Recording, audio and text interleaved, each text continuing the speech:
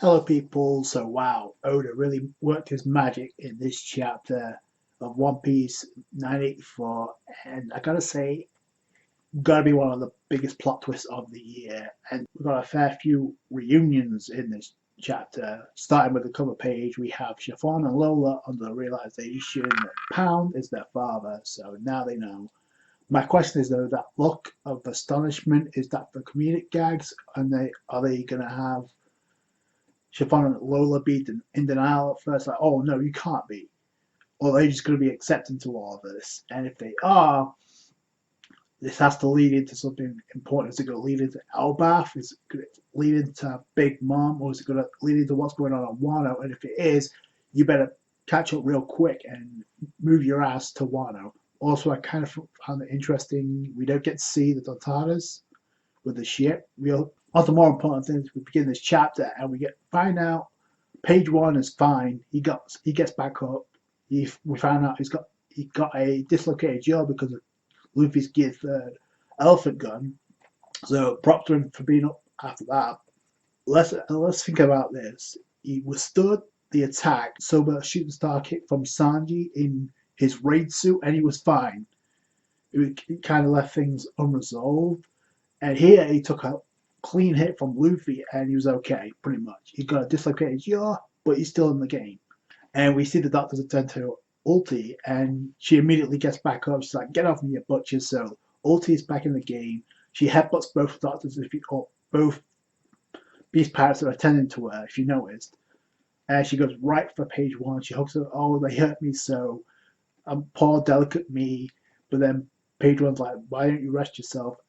You psychopath. And then she's like, you want to try saying that again? Ulti back at it with that lovable personality. But the fact she's back up after a hit from Yamato with the Thunder Bagua, the same technique that Kaido uses against Luffy, and we can pretty much infer that I think Yamato's using nowhere near enough power, or she's not as strong as that.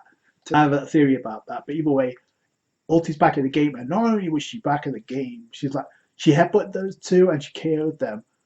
Page one goes walking off, and she's mocking the technique, like the same technique that Kaido has. Thunder Bagua is like Thunder Sigwa, which means 4 trigrams, I'm guessing, instead of 8 trigrams. So yeah, it's definitely not as strong as what Kaido uses. It's the same technique, it's just not as effective. And I think that was done by design. I think Oda also realized that how popular Ulti was. So I said this in my last chapter, I don't see her being out of the game. And now she's really back into it. Because this chapter pretty much infers there's going to be a rebellion against Kaido. It's just a matter of when. Page one goes moving off because they find out that Yamato and Luffy are nearby. Ulti goes running after her, but I'm pretty sure it's going to lead them to going up to the execution platform. They go up to where Luffy and Yamato are actually clashing because even though Luffy knew Yamato had no murderous intent on the previous chapter, he's still attacking back at Yamato. So it's like, and Yamato's like, please listen to me. Luffy, if you notice, he's actually huffing and puffing, like he's getting tired. That's not a good sign because if he's going to fight Kaido, he needs to be at full, right? But obviously proves the fact that it's not going to be 1v1. It's going to be like a team effort. Luffy's like, you got 5 seconds. He actually tries to throw a kick. It bounces off the club and onto the floor, if you notice. Yamato's like, Mike, I want to do this elsewhere. I don't want to get everybody else involved. Luffy's like, count me out. So it's obvious. I think Luffy was putting up a front here, but the next thing you see is an explosion. 2 things that Yamato says. This reminds me all the more of him, of our fights together. And I'm kind of curious who he's talking about, but they're still clashing. You see the explosion blows everyone else away, so they get their wish. Page one attends to the place, but Luffy and Yamato are already gone. I don't see Ulti there, so where's she going? But then we go to the Skull Dome Life stage where the execution's happening or about to happen. See Orochi giving us similar speech that he gave at the banquet where he's like, oh, like he's still paranoid about that prophecy because he's like, but if you notice the beast pirates, they're not buying into it. So how we're supposed to buy to that? Not believe in any of this, which is something similar that happened at the banquet where they thought Orochi was out of his mind. And this is where we get the reveal that Jinbei and Robin are interacting with them, trying to like blend in, actually Robin being the smartest member of the crew, not getting herself caught out. But look at Robin's like her demeanor here, like the way she's just like a dialogue, like come on, we can't even see, bring him down, let me dig out his eyeballs, you know. So that's typical Robin. But the very next panel is like, what should we do? I can't stand seeing Momo channel like that, which is great because if she's getting triggered, it means she's going to get into it and she has motivation during the. If she has a 1v1 fight, we can only hope. Jinbei's like, we need to wait for the samurai. They're going to show up, so we need to stay strong, which we know other members of the Straw Hats are arriving too. Also noticed that Hyogoro is also there. He's laughing at him too, but he wants to do something too because he's gripping a sword. Like, yeah, it's going to blow over once the samurai arrive. Speaking of which, we go over to the submarine where Law and the rest of the scabbards, and they're being sucked into a powerful tide underwater. They're coming up to the surface to go to the rear entrance of Onigashima.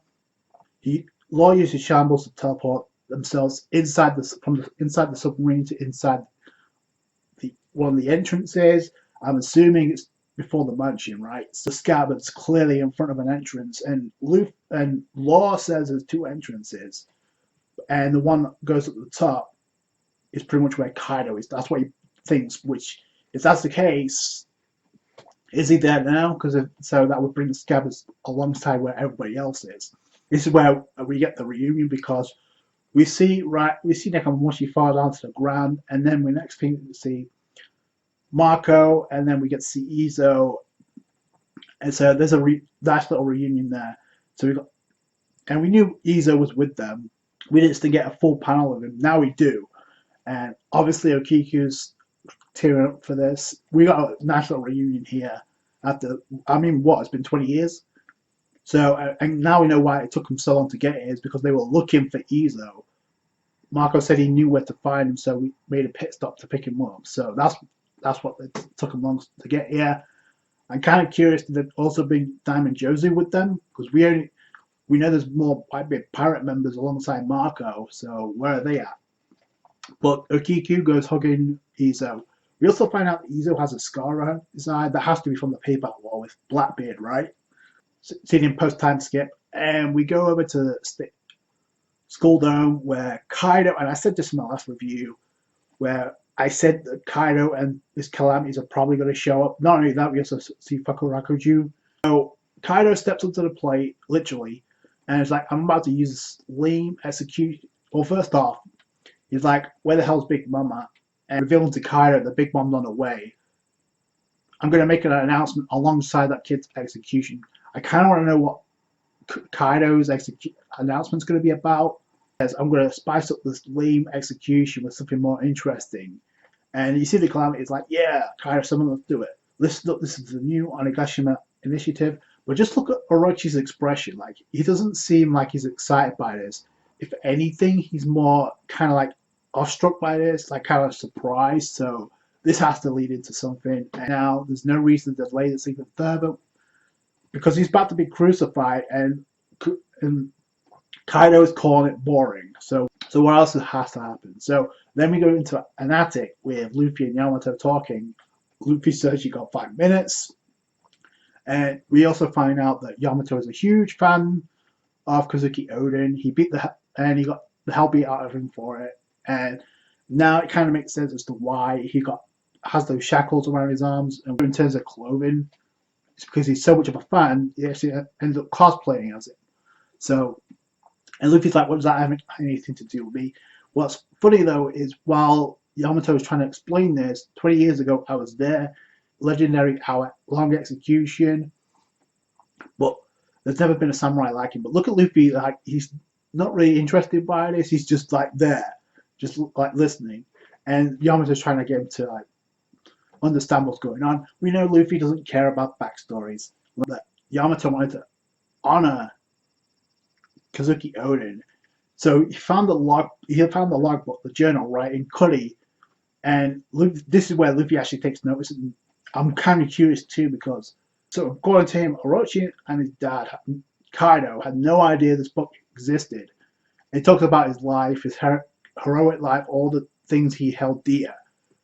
With some scabbards dead, someone has to carry out Oda's will. So he's under the impression the scabbards are dead. But Luffy could pretty much tell him, no, that's not the case at all. I know the scabbards. So the fact that he has the journal and then he proceeds to unmask, and we can kind of find out that we find out his gender is a lie as well. And on a scale of 1 to 10, I'd say she's a 10. So we couldn't find out that Yamato was a girl. So and Luffy's like, you said you were Kaido's son, and it's because she was such a fan of Kazuki Odin that she wanted to portray herself as a man. And even though she actually compliments Luffy, it's like, you're really strong. You haven't even gotten serious yet. That's Luffy's MO. He's the one that usually says, oh, you're really strong. But here is Yamato throwing it right back at Luffy. You remind me of Ace. And that's how the chapter ends. Apparently we're on break next week. But you talk about a wrong place to have a break after a cliffhanger like this. Of the fact that it's revealed that now she's a girl. I did say this in my last review. The fact that Yamato had a similar type of mask like Okiku did, it's like I compared the two because there's something about themselves that they want to hide. For Okiku wanted to hide the fact that he was a boy, but he said, I have a spirit of a woman. Here it's the same, but it's in reverse with the Yamato. Like, she's a girl, but she wanted to inhabit the spirit of Kazuki Odin so much, she portrayed herself as a boy. And obviously got to Kaido because he referred to Yamato as his son. Not even my dad or Orochi knew this thing that existed. So how did he?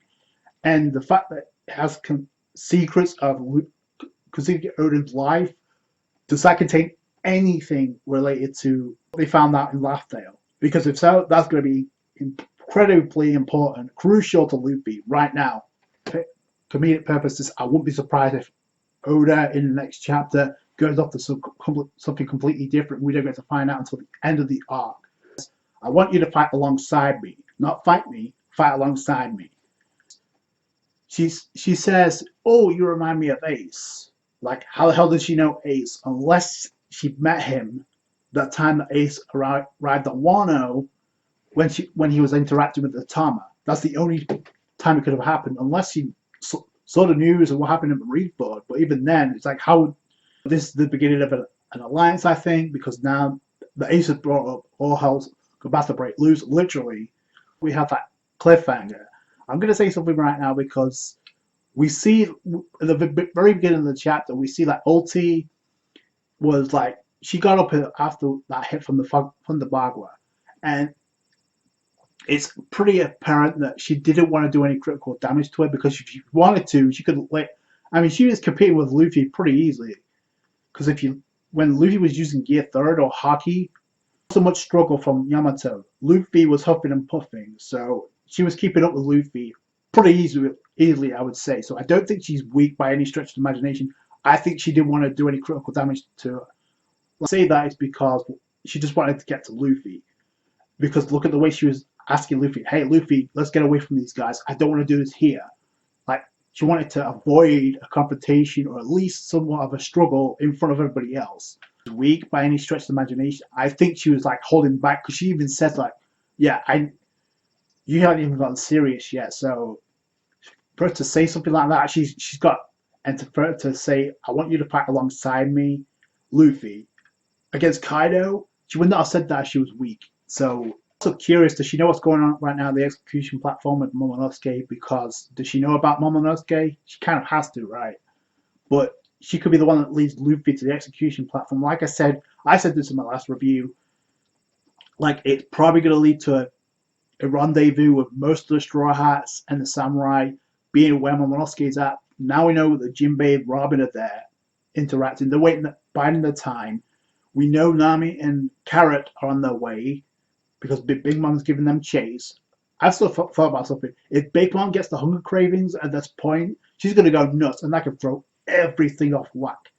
So something to keep in mind there, because she was preparing with that kimono for quite a while. So I don't know if she's eaten yet. So Sanji's running solo, Zora's running solo, Luffy's with Yamato right now, so they could find their way to the Skull Dome. In fact, Sanji is looking for a prostitute, so that's going to definitely have him bump into the rest.